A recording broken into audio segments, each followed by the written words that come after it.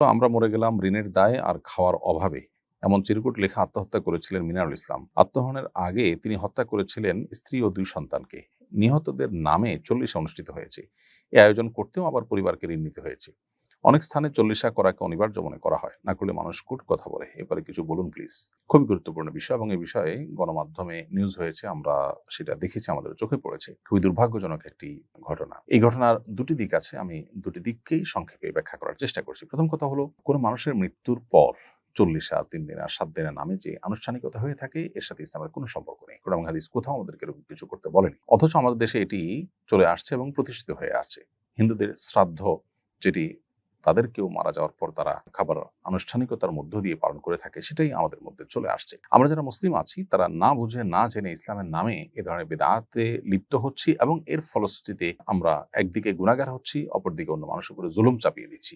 এই যে ঘটনা, মিনারুল ইসলাম তিনি সপরিবারে যে আত্মহত্যা করলেন, তিনি গুনাহের কাজ করেছেন, তিনি সবর করতে পারেননি। আল্লাহ তাআলা তাকে, তার পরিবারকে মাগফিরাত করুন। যারা মারা গেলেন তাদেরকে আল্লাহ তাআলা রহম করুন এবং মিনারুল ইসলাম যিনি নিজে কষ্ট সহ্য না করতে পেরে এই ঘটনা ঘটিয়েছেন, আল্লাহ তাআলা তাকেও ক্ষমা করে, আমরা দোয়া করি, সেটা ভিন্ন বিষয়। কিন্তু তাদের মৃত্যুর পর যেখানে তারা ঋণগ্রস্ত হয়ে মারা গেছেন, সেখানে তাদের ঋণ পরিশোধ করবার জন্য সমাজের মানুষের উদ্যোগ নেওয়া দরকার ছিল। তা না করে তারা আবার তাদের পরিবারের উপরে 40 চাপিয়ে দিয়েছে।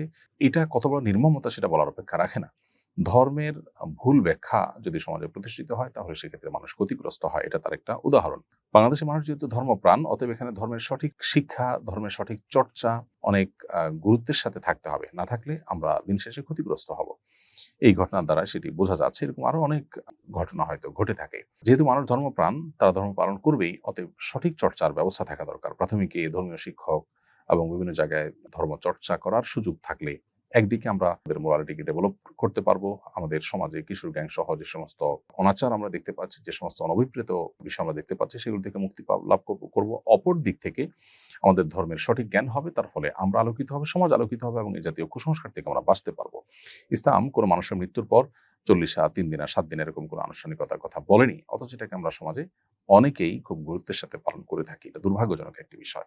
আরেকটি দিক হলো, বিভিন্ন ঋণ, বিশেষ করে সুদী ঋণ যেগুলো বিভিন্ন প্রতিষ্ঠানগুলো দিয়ে থাকে গ্রামে গঞ্জে, এই সমস্ত ঋণের কারণে গরিব মানুষরা যে অনেকেই কুরে কুরে শেষ হয়ে যায়, সেটি বলার অপেক্ষা রাখে না।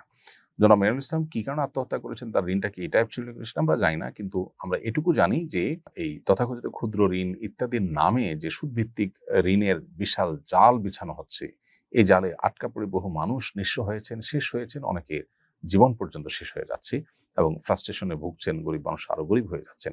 এই সমস্ত ঋণের মাধ্যমে কিছু মানুষের হয়তো সাময়িক উপকার হয়, কিন্তু স্পিরিচুয়ালি এবং নানা দিক থেকে গরিব মানুষ বা ঋণগ্রহীতারা সবচেয়ে বেশি ধ্বংস হয় এবং যারা ঋণ দিয়ে থাকে সেই প্রতিষ্ঠানগুলো আরো ধনী হয়, তারা আরো বেশি সচ্ছল হয় এবং সমৃদ্ধ হয়। অতএব আমাদেরকে কর্জে হাসানা চালু করতে হবে। আসনা ফাউন্ডেশন থেকে সেটি আমরা করব চিন্তা করছি অনেক দিক থেকে, কিন্তু আমাদের সীমাবদ্ধতা অনেক বেশি। অন্য যত প্রতিষ্ঠান আছে, যাদের সুযোগ আছে, ছোট্ট পরিসর হলেও কর্জে হাসানার এই প্রচলন আমাদেরকে চালু করতে হবে। প্রত্যেক এলাকাতে মসজিদ কর্তৃপক্ষ উদ্যোগ নিয়ে সে এলাকার দরিদ্র অভাবী মানুষদের তাদের দারিদ্র এবং তাদের কষ্ট দূর করবার জন্য উদ্যোগ নেওয়া উচিত। তাহলে ইনশাআল্লাহ বিদিল্লাহ এই ধরনের ঘটনা হয়তো ঘটবে না। সেই সাথে দিনের সঠিক শিক্ষাটা আমাদের সমাজে ব্যাপকভাবে বিস্তার করতে হবে। আসুন্নাহ ফাউন্ডেশন, উম্মার স্বার্থে সুন্নাহর সাথে।